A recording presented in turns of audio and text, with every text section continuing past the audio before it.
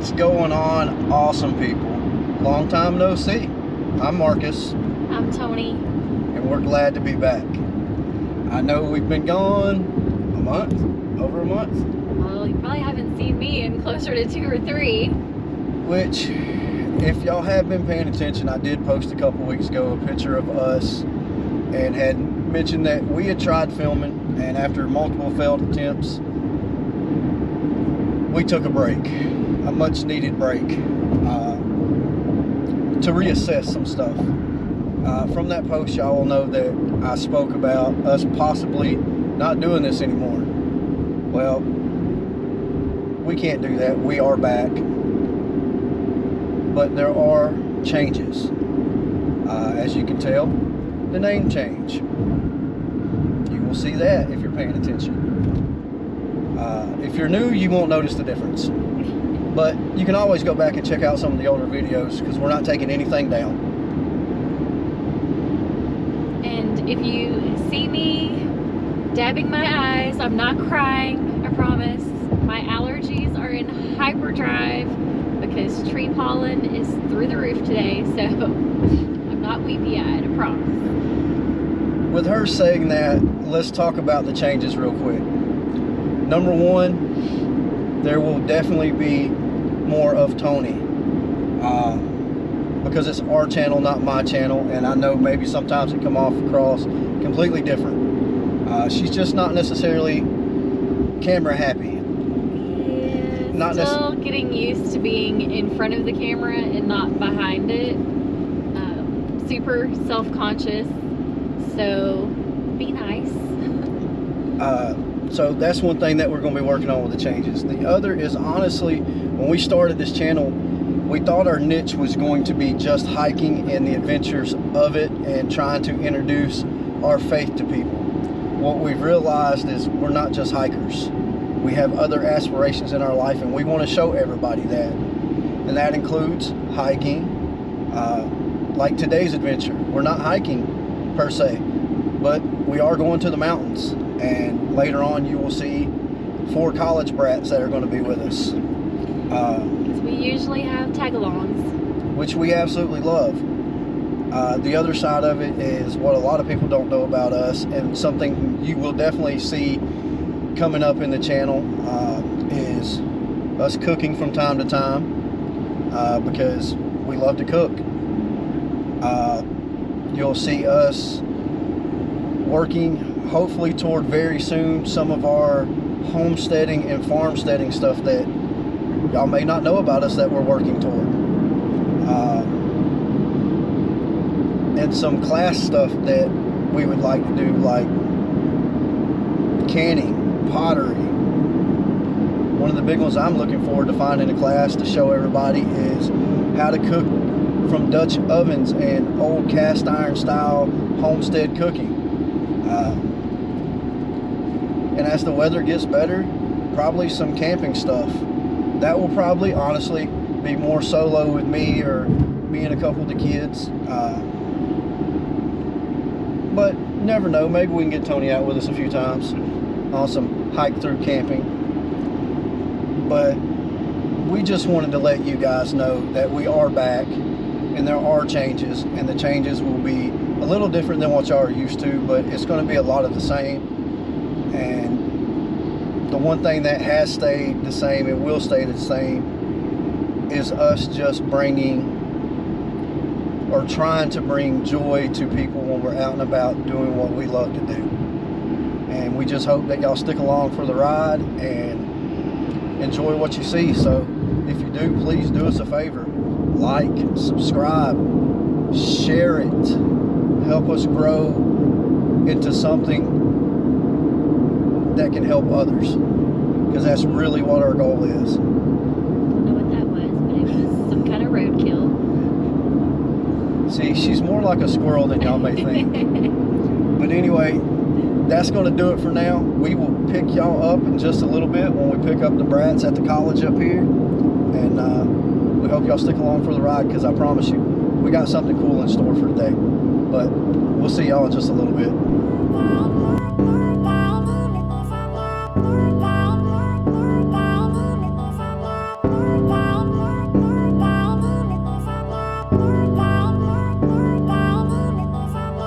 will never cease to be beside me. Constant, not dependent on what I see.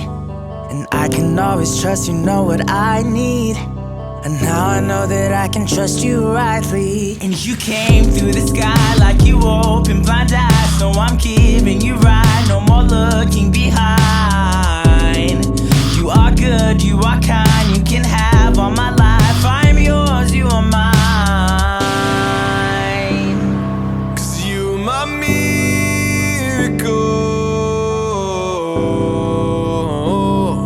You open my eyes.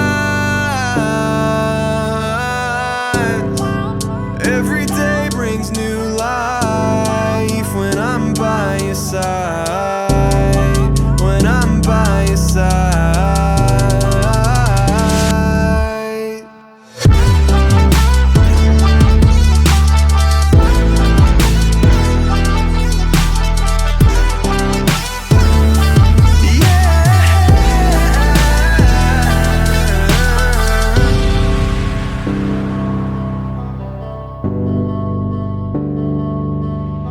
Forever, Lord, your love will always be the same.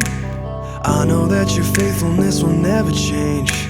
I'm trusting in the way that you provide for me today. What more can I say? Lift my hands and pray. I know you will always be enough. Always fill my cup. Looked around the world to find a love that's something like your love, but I couldn't find anything even close. Anywhere that I go, everywhere now I know you will always have my heart.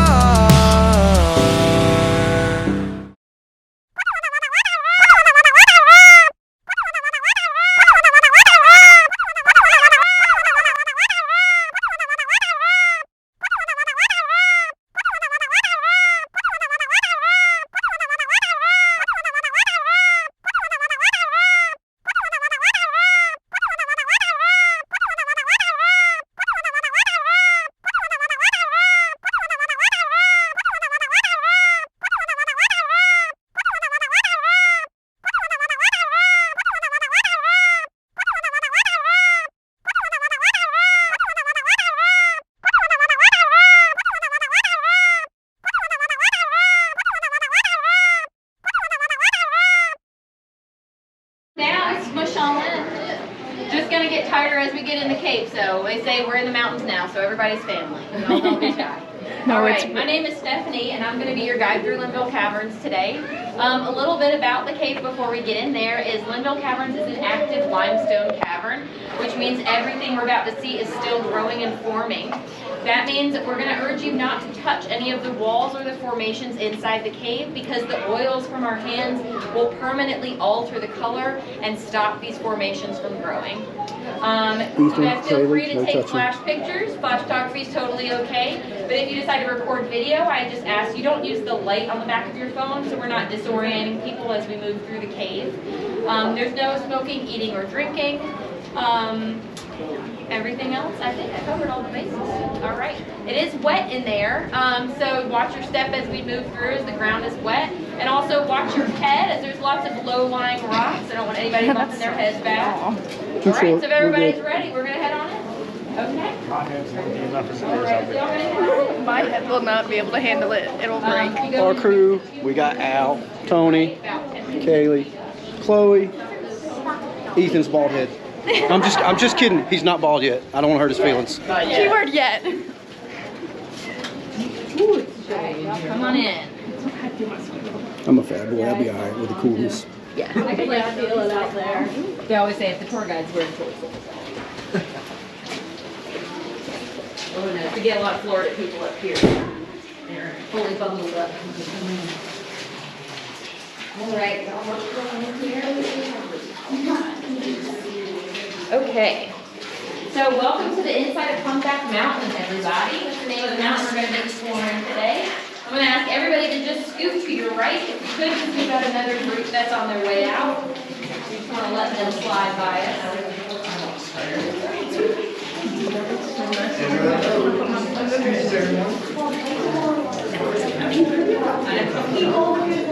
I'm stuck under a rock. Watch it, everybody. Thank you guys for coming in.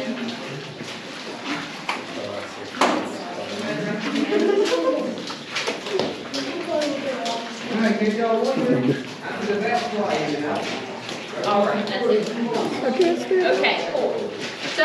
the first thing we might notice when we come in here is it feels so nice and cool down here. It actually stays 52 degrees inside the cave all year round. So whether it's 10 degrees or 110 outside, there's always a cool 52 in here. The water that runs through the cave is about 40 degrees this time of year, which is frigid for us, but it's actually perfect for the trout that live in the river here. We've got one guy hanging out right here if y'all want to see him, or her, I don't know. You guys see him right there? Yeah. So the trout are actually what led to the discovery of Linville Caverns back in 1822. There were fishermen just drinking a drink outside, and they noticed fish swimming in and out of a small opening in the side of the mountain. And like any good fisherman, they thought, I bet nobody knows about that fishing spot. So they crawled through that little hole and lit their lantern and discovered what we're standing in now. So if everybody's ready, y'all are going to follow me through the rest of the way. Watch your heads as we go through. Here we go. There's actually 3 levels to the cave. The sidewalks here are paved through on what's called the main level, but we have a lower level that's called the bottomless pool. It's entirely filled with water, and we'll get to experience that here in a little bit. We also have an upper level. Here's an example of one right up here. We call this our ballroom because it's nice and smooth, unlike a lot of the surfaces around it. But although it looks pretty thick here, it actually gets really thin at the back, and it's only about 1 inch or 2 thick back there, so it can't support the weight of a person. But if you look up above our ballroom, we have our resident alligator formation. You guys see that alligator shape up there? Some people call them a crocodile. Oh, no, a crocodile. Yeah, but if y'all watch your heads go through, y'all slide to the left over here. Just watch your heads on all these low-lying rocks here to your right.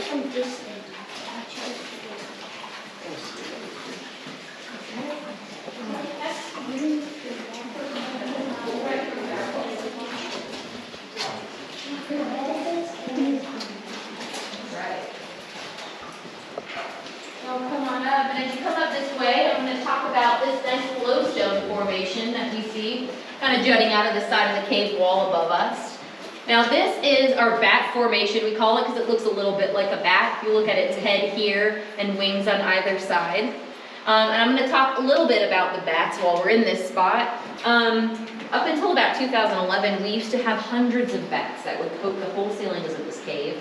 And now, sadly, we only see about 5 a year, 5 total. Oh my goodness. That is because of a really devastating disease called white nose syndrome. Some people may have heard of that or seen signs for it inside the gift shop. And what white nose syndrome is, it's actually a fungal disease that covers the face and the body of the bat while they hibernate.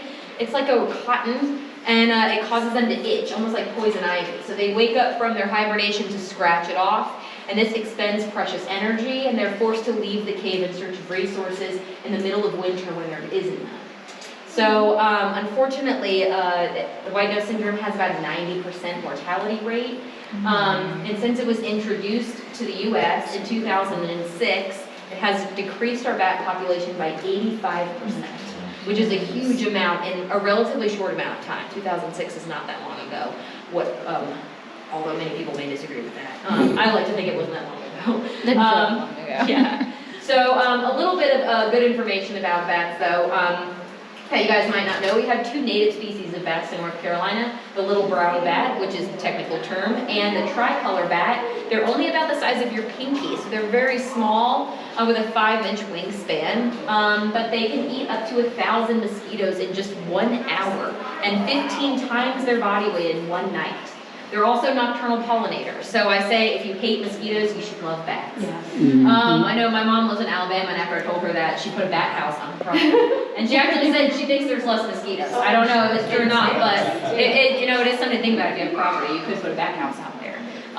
So before we move on, does anybody have any questions about that white nose syndrome or anything about the bats before we move on? No. Now, this is the widest area of the cave. And I'm going to ask y'all to just kind of tuck in this way, so that way we leave space if there's another group that needs to go past us here. But this area we call the deserter's fireplace, and that got its name because during the Civil War, about 1840 to 1860 range, we had soldiers from both sides of the war seek refuge in this spot as pacifists in hopes of waiting out the war. Now, while they were here, they found a cobbler's bench and lots of cobbler's tools, so it was thought that they were crafting or repairing leather shoes for the locals to trade and barter for different survival materials they needed to continue living down here. Now, those campfires they burned eventually led to their discovery because the smoke crept up and found its way through the fissures and the cracks in the mountain above us. And authorities noticed one day smoke coming out of the top of the Humpback Mountain. They thought that the mountain was on fire, so they all pulled out here only to discover a bunch of soldiers just enjoying their lunch. And sadly, that led to their arrest, and they were tried for treason. It did not end well for them after that.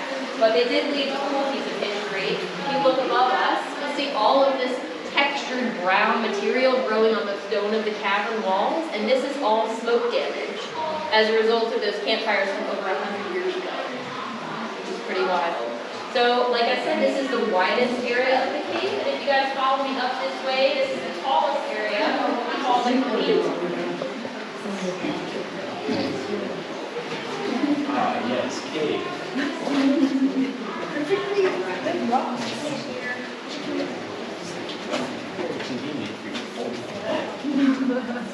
Okay, so if we look straight up, you guys can see the ceilings are pretty high right here. They're about 23 feet in this spot. It's the tallest open area of the cavern.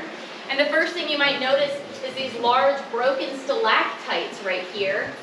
Those actually broke because there was a really devastating flood that occurred in this cavern in 1940. It filled the entirety of the cavern and destroyed a lot of the natural structures you see. That's also the reason for the man-made stone walls you see to your right and throughout the cave. Those are put up to hold back a lot of that rubble and debris that crumbled in as a result of that flood in 1940. So the next area that we're going to go into is the bottomless pool area. Before we go down there, it is the only spot of the cave we actually encourage you to touch because it is very narrow back there. We don't want it to continue to get more and more narrow. So I'll let you guys know as we pass a certain point, feel free to touch the walls as much as you want. You can get all your touches out before we come back out of the cave and we have to go back to the no-touch zone. But before we go back there, I want to tell y'all, it is very, very tight. It's a one-way in, and then we're all going to turn around and go back out the way that we came. So if anybody here has issues with claustrophobia or tight spaces, I'm going to ask you to stay at the back of the group so you can be the first one out if you feel uncomfortable. All right? Any loose articles like keys or cell phones or wallets, you guys secure those because if you drop them in the bottomless pool, they belong to the bottomless pool. Okay. So if everyone's ready, follow me right down. Okay. Chloe and Kaylee were like, do we need to move to the back of the line? No, that's because Kaylee. That's because of Kaylee.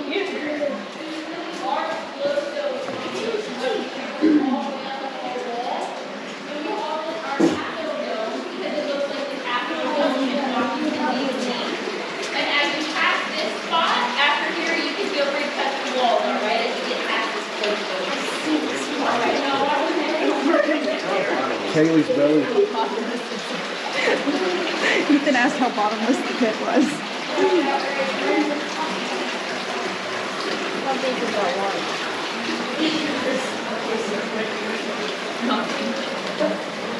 Yeah, it was deep enough for me not to want to step in. Yeah.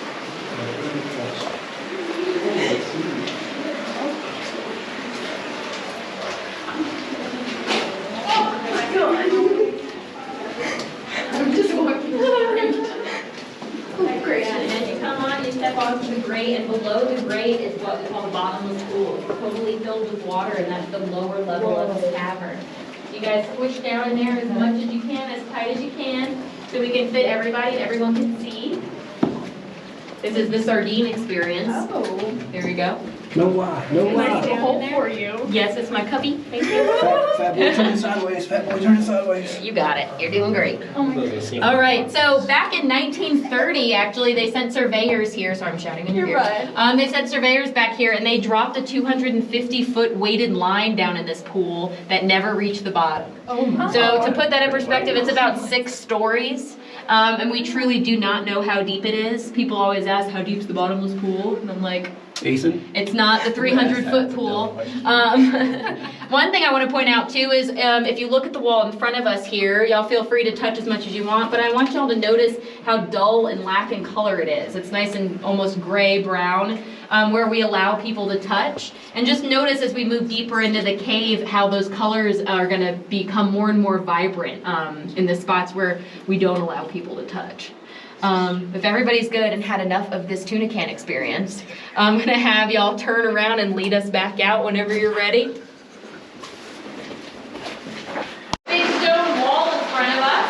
This is all shady dolomite, and it is the limestone that gives Linville Caverns its limestone designation. It's filled with all different kinds of magnesium bits.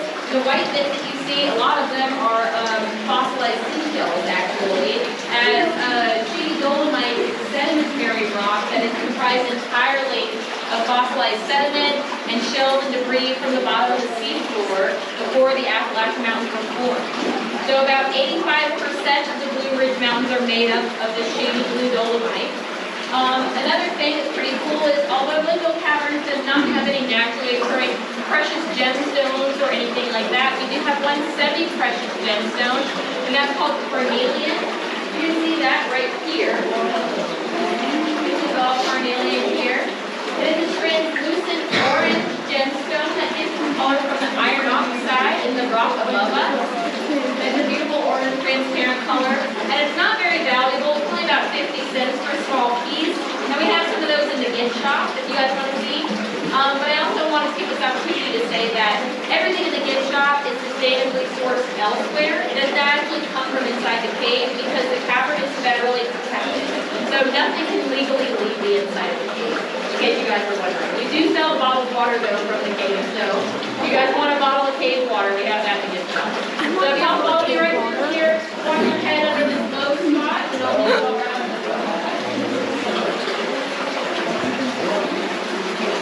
Kaylee, for the first time in her life, asked for a bottle of water. Camera's ears.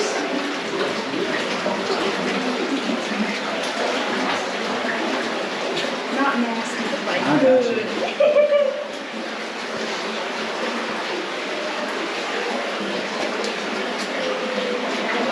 So we call this room our meat market because there's some funny formations in here. So bear with me as I point those out to you guys. If you look up above your head here, we have our slab of country ham. Yeah, I know. Okay, and then use your imagination. We've got some cave bacon here. Up above that, we have our hanging smoked trout. And if none of that sounds good, we have some pig ears up in here. Oh my gosh, it really does look like a pig ear. All right, so now since we're all looking up, I'm going to switch back to something that's educational. And you'll see all of this green texture growing up on the ceiling there. All of that is algae, moss, and little bits of lichen that are as a result of the lighting that they use inside the cavern. The lights produce a little bit of warmth because they're very old-fashioned bulbs, and that causes all of that growth up there. So all of that textured green you see on the ceiling, that's a good example of our impact that we've had on the cave. And those lights were put in probably back in like 1940, 1937 when they first were getting the cave ready for tours and things. But it just kind of gives you an idea of that's something that we definitely caused compared to what would be truly natural in the cave if humans were never here. So as we move into this next room, it is a little bit tight, but y'all feel free to just squish in there so we can fit everybody and we can see everything. Everybody sees a different shape when they look at it. Does anybody want to take a gander at what you think the shape like or looks like? Well, I get a lot of Slimer from Ghostbusters. But I have a 2-year-old at home, so for me it just looks like a big booger because that's like my entire life. It's like melted wax. Yeah. Either way, Slimer. This beautiful green color that you see here, along with this glowstone that you see to our right, this is oxidized copper, actually. It's very different from that textured green algae growth I told you about a minute ago.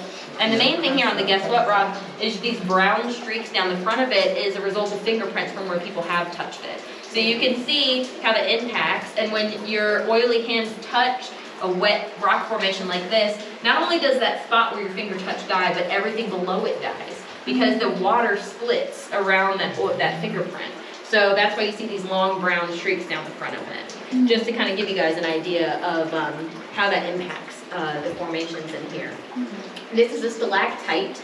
And you can tell it's a stalactite because it's open on all sides, hangs freely, versus a flow stone, which forms on the side of a rock as the water flows over it, which is how it gets its name of flow stone or dripstone. We call this one frozen Niagara Falls because it looks like a frozen waterfall, obviously. And just to put it in perspective, it takes about 125 years to form just 1 cubic inch of these formations. Whoa. So scientists estimate this guy to be at about 65 million years old, which is pretty wild. That's crazy. So, cool. All right, I'm gonna jump right through here. You guys watch it as you come through. This way. There's a low tunnel. Totally glad I chose to do this with the GoPro today and not my phone.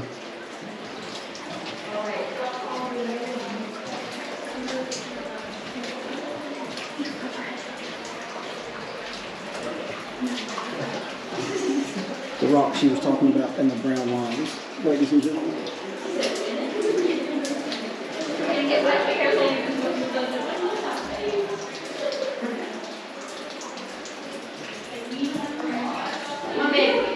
I'm coming.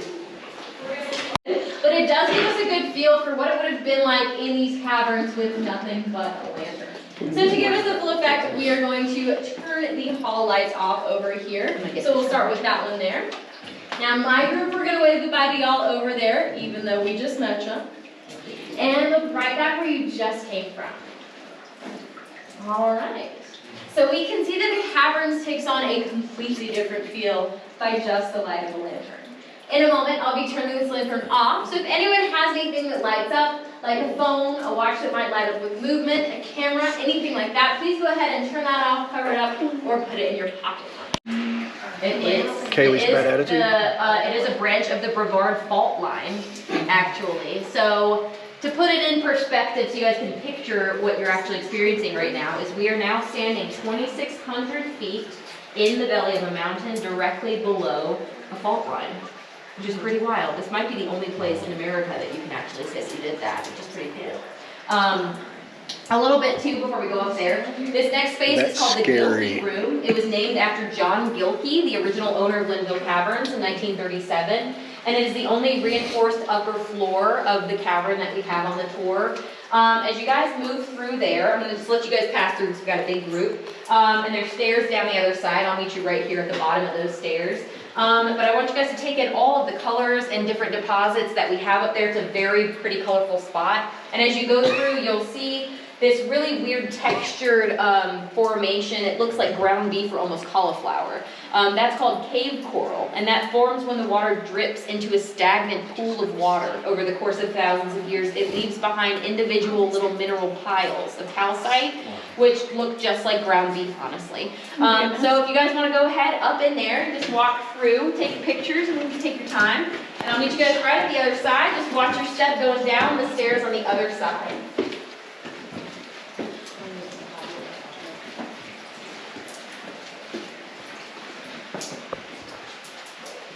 Look, the crack of Kaylee's emotions.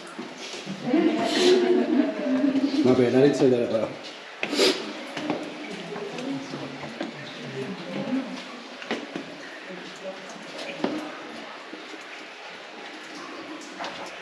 Stuff that they put in the buffalo stuff. The buffalo turkey stuff in the calf. That's what it is. Whenever you walk by, you'll get it when you walk up here. It's that turkey buffalo dip from the calf. This looks like actual ground beef though. This one's gonna be. I want to touch it so bad. No, touchy. No, I know I can't, but like the impulsive thoughts. It was months and I was like, that's a cool thing. She's not wrong. This really does look like ground beef. Which is kind of cool, but kind of gross at the same time. Kind of makes me not want ground beef again. But y'all come on in here so we can all fit in this little room. So I can talk a little bit about here at the end of the cave. So where we are now is the furthest point from the door, as far back as they put the sidewalks here. We're about 750 feet from the door into the cavern. And it goes back another 600 feet from here, actually. The people that went back the furthest you could go actually happened in 1884. And it was an expedition party sent out to the Linville Caverns by Thomas Edison, believe it or not. He sent them out here to look for platinum he needed for his incandescent light bulb. And like I mentioned earlier, there's really nothing of value in Linville Caverns, so they did not find any platinum. But so they didn't leave with nothing. They decided to carve their names on a rock back there. So actually 600 feet back, besides the natural spring that feeds the river through the cavern, is the carving of everybody's initials in 1884. And it has since been authenticated by historians that it really was in Thomas Edison party, which is pretty cool. And there's pictures of that in the gift shop I'll point out when we get out. But this gives you a good idea of what the cave looked like before we put the sidewalks in. So when you really think about that total darkness experience we just had, as somebody is walking through the entirety of the cavern in waist-deep 40-degree water, with nothing but an oil lamp and a 5-foot radius of light in front of them. So people wonder why women are longer than men. I was like, I don't wonder. I don't think it's a mystery at all. All right, so I'm going to scoot through this area again. We're going to go past this little lantern here that we saw a minute ago. Y'all just follow me this way. Another cool feature you guys might notice if you look through the cave, is you'll see this kind of dig out of the side of the cave walls here. This is where they actually carved out the cave in 1937, just to allow more headspace for the tours. So you guys see the strips, those are typically like dynamite tunnels. They drilled into the cave walls. Very few carved things. First flow markings here, watch this. Excuse us. This groundwater that's filtered from the top of the mountain all the way down to the 2,600 feet of rock above us. Before it drips on your head, it is among the purest water you will ever come in contact with. It's considered 99% pure. Besides that 1% of natural elements, minerals and elements it picks up on its way down. They actually call that water the kiss of the cave because it's considered 3 days good luck to be dripped on by the cave water here, which is pretty cute. I like that. One other thing before we leave this little area, I talked a little bit about the shady dolomite, a lot about the shady dolomite right over there, but this nice yellowy orange stone here, this is all bedrock, which comprises a lot more of the cave, and this brown layer you see at the bottom of it, this is where the bedrock is still eroding and lowering the floor level of the cavern still to this day, which is pretty cool.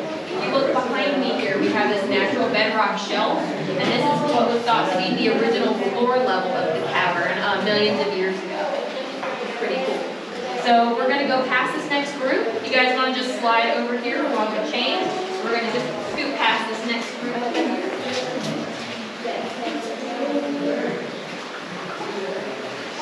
So I'm just gonna tip my cup.